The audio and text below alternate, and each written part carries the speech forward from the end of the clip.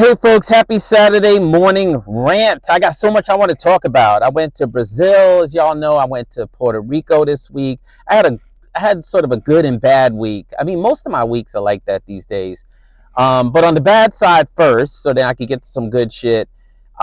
This week, I was shown some cease and desist letters that were sent to people I know and care about by organizations that I otherwise really dig, except clearly they want to use these lawyers to send these really nasty, like really menacing cease and desist letters. And y'all might think like, oh, well, that's just life. Lawyers send cease and desist letters all the time, except if you are in the criminal justice reform space and you're dealing with formerly incarcerated people, like sicking a lawyer on them is like the last fucking thing you want to do. The shit is hugely triggering for them.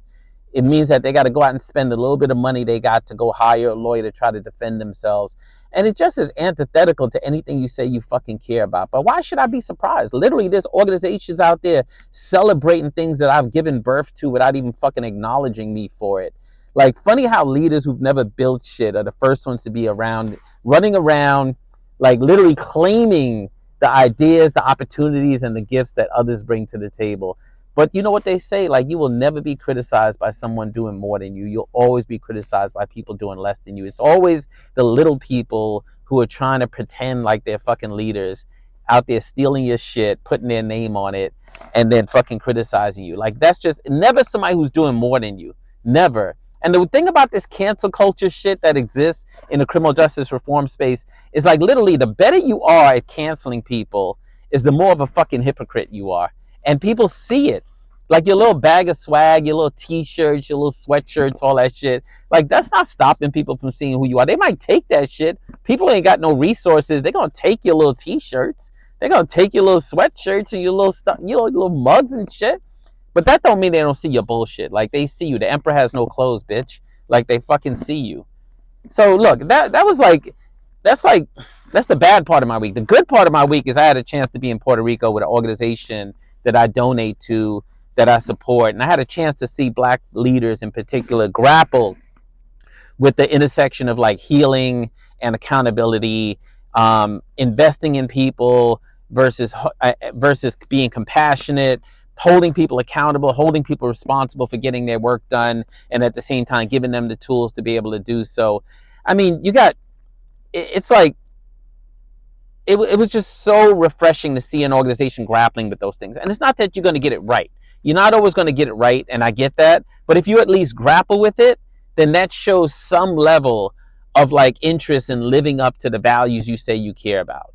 And that's the thing that I'm always grappling with. Like, people articulate these values, and it seems to me like most people are doing it just so the funders can pay attention, so the funders can support them, so that they could be the next shiny new thing for the funders. And in fact, in the criminal justice reform space, in the nonprofit space, there's like, first of all, black is the new white. There's a lot of black leaders in place now. So it's hard to just point to white folks and be like, look, it's some racist shit. Except, as y'all know, black people could be standing up there carrying water for white supremacy. But there's all these sacred cows that you just don't fuck with in the nonprofit space. You don't disparage funders, ever.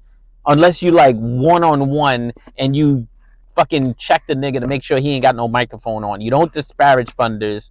You don't call out nonprofit leaders, black, brown. You don't say shit about them. Keep your mouth shut. You definitely don't call out black and brown people on their shit. You don't say anything negative about the work. I remember years ago, I was at the Ford Foundation. I was like, look, we should have a very public discussion about the challenges in the criminal justice reform space and how harm is being caused by formerly incarcerated people against other formerly incarcerated people. They didn't want to hear that shit. They didn't want to hear it.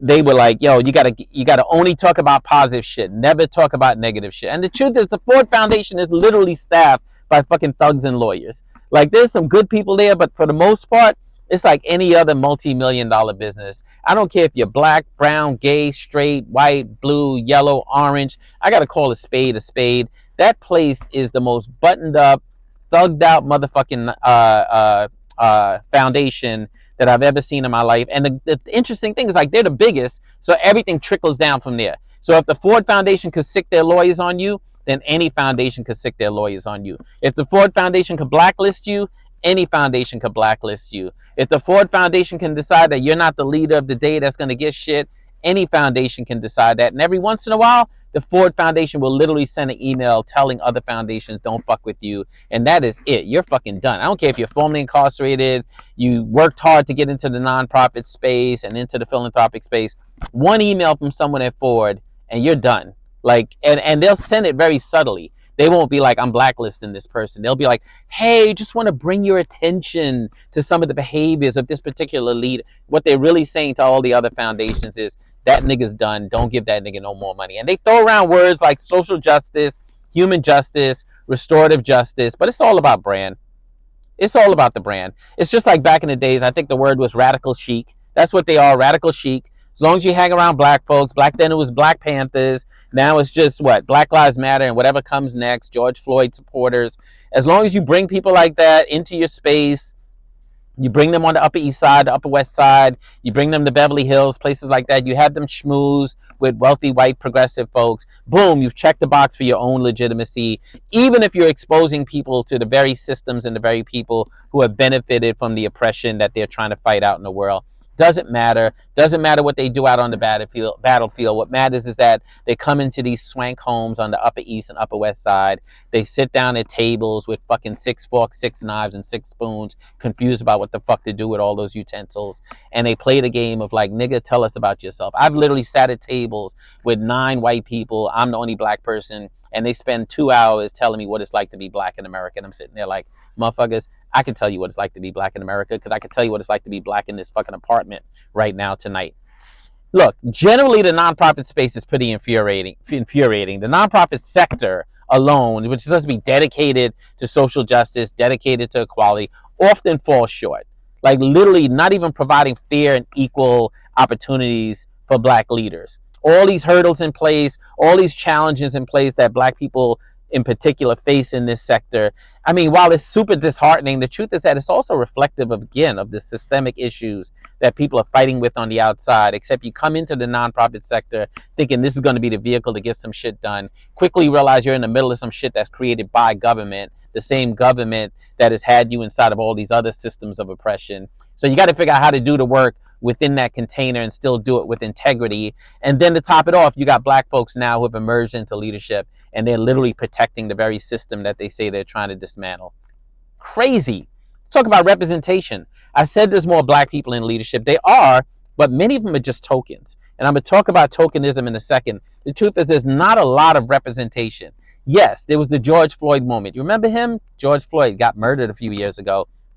Y'all was like, painting murals all over the place. Like as long as niggas kept quiet, y'all was willing to paint a whole bunch of motherfucking murals, and y'all was willing to make sure that we had all this philanthropy flowing as a way to keep black folks chilling the fuck out. Y'all created the George Floyd fellowships, the George Floyd affirmative action efforts, all these different things to keep brothers quiet, keep sisters quiet. And now it's just a few years later. Y'all done folded these funds. Y'all done fired a lot of those folks. But there's some left. There's some black folks left. I recognize that. Some in leadership. Some are just big, fat fucking tokens. And I'm going to talk about tokenism. I want to get to tokenism. But the diversity and inclusivity and all this other shit, it just hasn't happened. The space is still predominantly, led by white leaders. And even where you see a black face, you got to like scratch the veneer and dig a little bit further, look at the board, and even look at the board. And if the board is not all white, then still, if there's black and brown people on the board, ask yourself, where did they go to school? How were they brought up? Where did they work? Who did they work for? What have they ever said publicly that put themselves personally or professionally at risk? And if the answer is nothing, then you're still looking at white people. You're just looking at white people in brown skin, black skin. All these microaggressions, racial stereotyping, lack of mentorship, lack of sponsorship, all these things exist in the space, including hostile work environment. Like these cease and desist letters, sicken lawyers on people, trying to get people to disappear and just literally fade the fuck away, canceling people out by using all these laws. All of that is hostile work environment. But you have this pervasive issue also of tokenism. And so the first bad part of tokenism is obviously you have all these symbols of diversity without having actually achieved any sort of meaningful and effective change. So that undermines the genuine contributions of black and brown leaders who want to come in to the nonprofit space and do the right thing. Do the white thing. That's funny. Let's talk about the ones that come into the space and want to do the white thing. So the tokens who love being tokens. So first I'm going to talk from experience so that y'all don't think I'm just out here hollering about other people. When I was in the nonprofit space, 17 years of engaging that shit, the truth is I knew what the fuck was going on, right? Like I tried to speak up, I tried to push the envelope, found myself often in trouble for doing so, but it also didn't get lost on me why I was the chosen one. Light-skinned motherfucker, Eurocentric features, articulate. They love articulate. That's like Big Teddy Bear. I'm gonna talk about Big Teddy Bear in a second, but he's articulate. He's a strong writer. He's well dressed. You know, he's not a troublemaker. He can hang in a room with us. Like he's not loud. He's not really angry. Like I wasn't stupid. I had to do what I had to do to get into rooms so I could raise the money to do the work that I really wanted to do. But the truth is that at least I fucking knew what the fuck was going on. And every once in a while I would build up capital and then spend that shit. I'd get myself in trouble. I'd get my people in trouble. But at least I knew I needed to spend it. Whereas you got other people that get inside and they shut the fucking door and they make sure black folks can't get through that shit. Or they tell the funders, don't worry about it. I'm going to tell you which black people to give money to. I'm going to tell you which brown people to give money to. I'm going to tell you which formerly incarcerated people to give money to. You give me the $5 million and I'll disseminate it to them. And I'll make them beg and fucking grovel to me and let them know I'm the one in charge now. Carrying water for white supremacy.